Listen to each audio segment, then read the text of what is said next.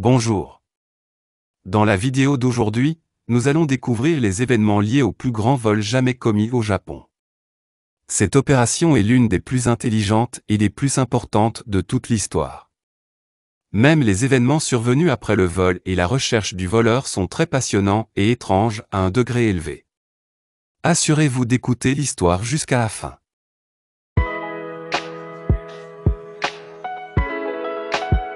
Le vendredi 6 décembre 1968. Le directeur de la succursale Kokubunji de la Japan Trust Bank, dans l'ouest de Tokyo, était en train de parcourir son courrier lorsqu'il a ouvert une lettre qui lui a fait froid dans le dos. Certains mots de la lettre étaient écrits à la main, tandis que d'autres semblaient avoir été découpés dans un imprimé et collés. Le sentiment de malaise du manager s'accentua à mesure qu'il lisait les mots devant lui. La lettre lui demandait d'envoyer une employée de banque transportant 3 millions de yens, environ 8 500 $ à l'époque, 66 000 $ aujourd'hui, à un endroit désigné avant 17 h le lendemain. L'écrivain a menacé de faire sauter la maison du directeur et la banque elle-même s'il ne se conformait pas.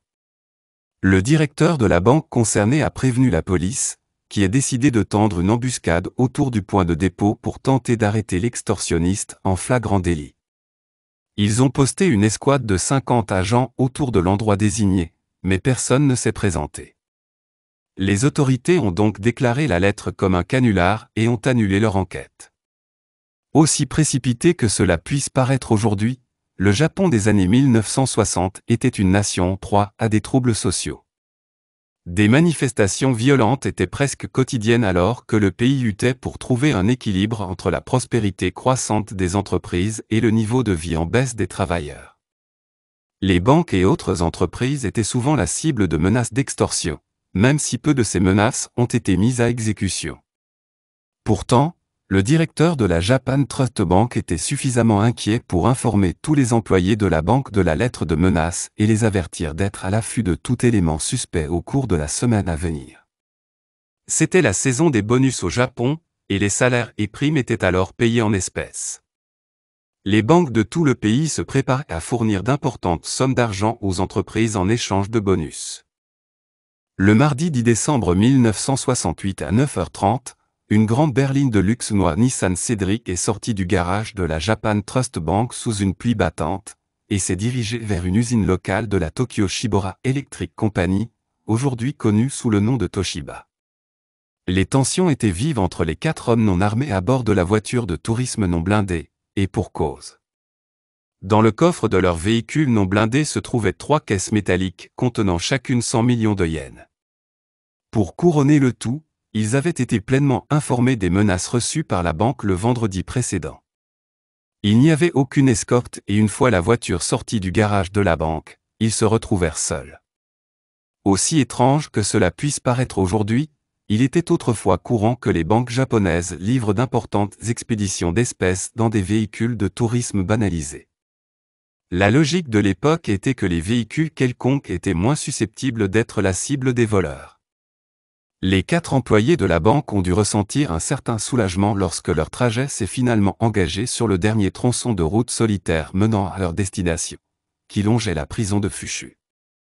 Les hauts murs de la prison les dominaient sur la gauche. Sur la droite se trouvaient principalement des immeubles d'habitation et des terrains boisés. Puis, à environ 200 mètres de leur destination finale, le conducteur de la voiture a regardé dans le rétroviseur et a remarqué qu'il était approché par derrière par une moto blanche conduite par ce qui semblait être un policier. La moto a rapidement rattrapé le wagon de la banque et le policier leur a fait signe de s'arrêter. Le conducteur s'est consciencieusement arrêté et a baissé sa vitre tandis que le policier descendait de son vélo et courait vers la voiture. Quel est le problème ? Je viens d'apprendre que votre banque et la maison de votre manager ont explosé. Les hommes dans la voiture écoutent avec stupéfaction. Nous avons des raisons de croire que cette voiture est piégée. Tu ferais mieux de sortir. Les 4 employés de la banque, terrifiés, sont immédiatement sortis du véhicule tandis que le policier se mettait à la recherche d'un engin explosif. Ils l'ont regardé ramper sous la voiture pour inspecter le train d'atterrissage. Soudain, ils ont vu des flammes et une épaisse fumée s'échapper du dessous du véhicule. Sauve qui peut, a crié le policier. C'est sur le point d'exploser. Les employés de la banque, paniqués, ont couru se mettre à l'abri, plongeant derrière un muret qui longeait la route. Ils ont jeté un coup d'œil par-dessus le mur vers leur voiture et ont vu le policier intrépide sauter au volant et partir. Quel homme courageux, pensait-il. Risqué, c'est la vie en déplaçant la voiture vers une zone où la bombe fera moins de dégâts.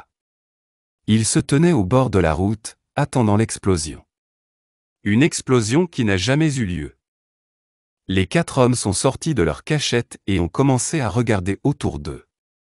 Ils ont trouvé les restes de ce qui ressemblait à une fusée de sécurité à l'endroit où leur voiture avait été arrêtée.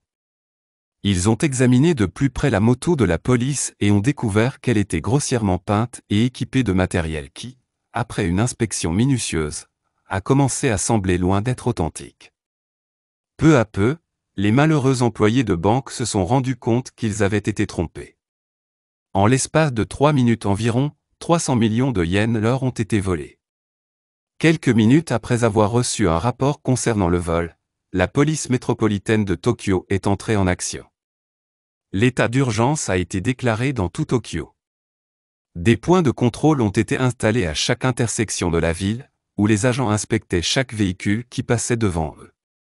Les responsables de la police étaient optimistes que leur réaction rapide et leur vaste coup de filet pourraient piéger le voleur.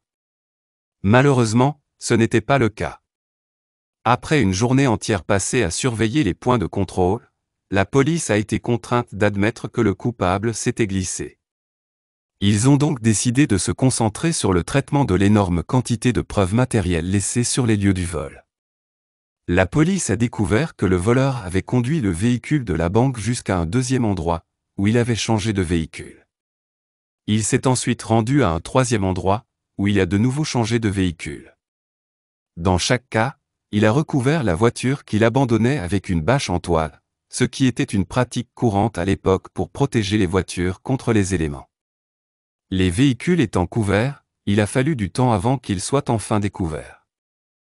Le résultat de tout cela fut que la police se retrouva avec 3 scènes de crime distinctes, chacune contenant tellement de preuves matérielles que les autorités soupçonnaient que le voleur avait délibérément laissé certaines choses pour embrouiller les enquêteurs.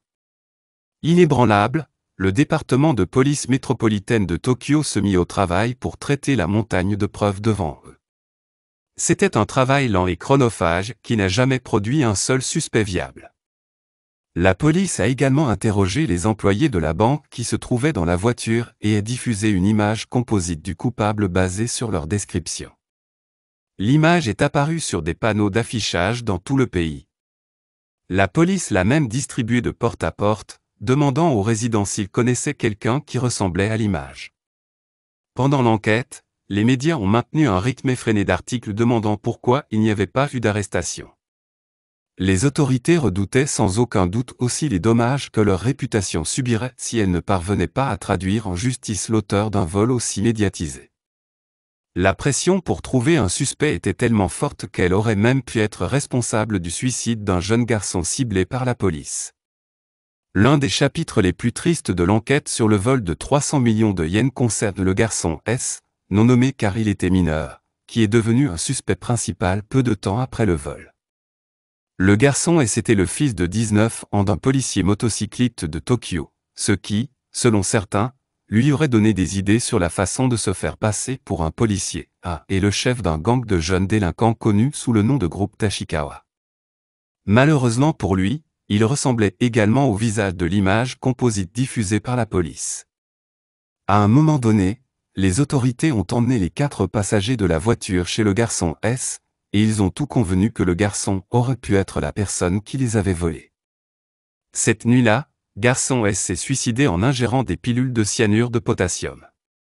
Le père policier de garçon S a insisté sur l'innocence de son fils. Le garçon a été innocenté à titre posthume en se basant sur des preuves matérielles.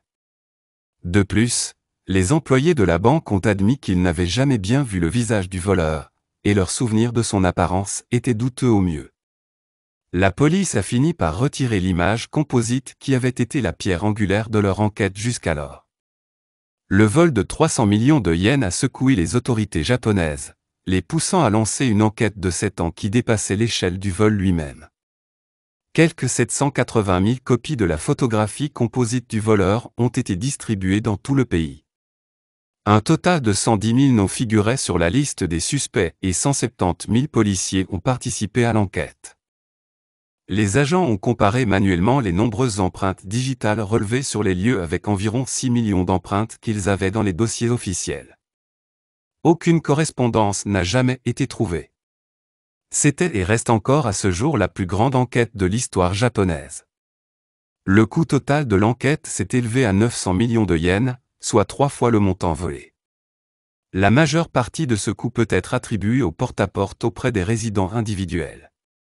Malgré tout cela, aucun suspect viable n'a jamais été identifié, et la prescription de l'infraction est arrivée à expiration en 1988.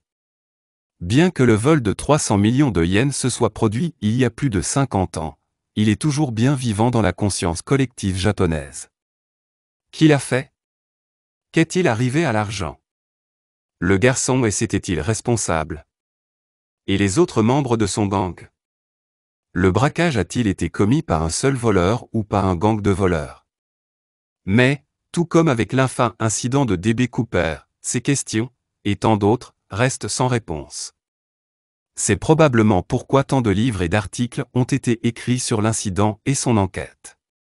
En 2000, un téléfilm japonais, avec Takeshi Kitano dans le rôle principal, a été diffusé sous le titre « L'incident des 300 millions de yens », qui raconte une version romancée de l'histoire.